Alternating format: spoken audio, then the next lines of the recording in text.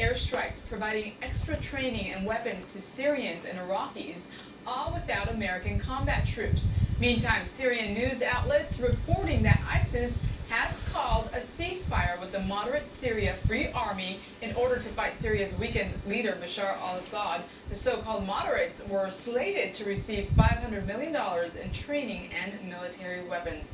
So what does this all mean moving forward? San Diego 6 News contributor Kimberly Dvorak is here to break it all down for us. Thanks for being with us. Thank you.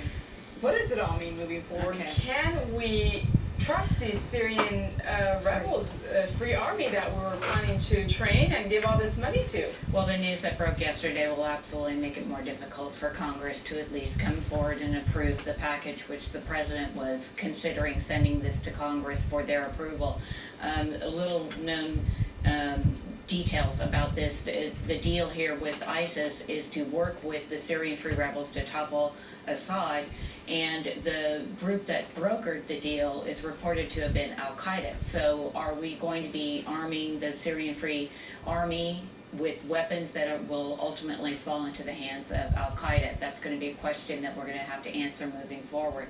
Moving forward, the president said that basically he wanted to fight a proxy war, giving the weapons and the hard work and the boots on the ground to coalition partners in the Middle East.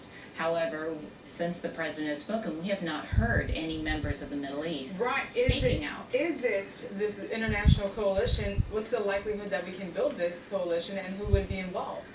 Well, we have our traditional, NATO allies involved, except for Turkey, who is in the Middle East and whose country is right along the border with Syria. And they have refused to help the U.S. out after the president's speech. Secretary of State Kerry went to go visit and has been visiting the Middle East. Turkey said, you will not be able to use our airspace for airstrikes or anything. We'll help you out and give you some humanitarian aid.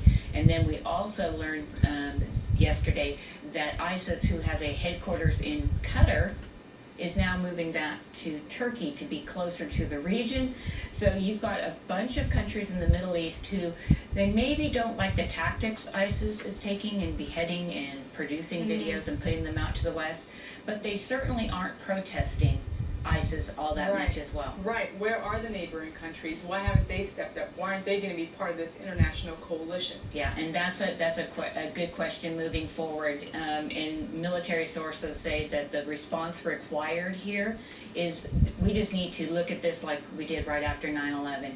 Send a group of our Marines, Marine Expeditionary Brigade. They've got about 15,000 across the services where they can go in 3 weeks, 4 weeks, go in and severely hamstring, if not get rid of ISIS, come home and then be done with it, and send the message to terrorists that we will not tolerate terrorism, and then let the Middle East countries take what they want and fix There it. is no easy answer here, but something has to be done, as we continue to say each weekend when we cover this topic. Every week we talk about it, yeah. Thank you very much, Kimberly Dvorak.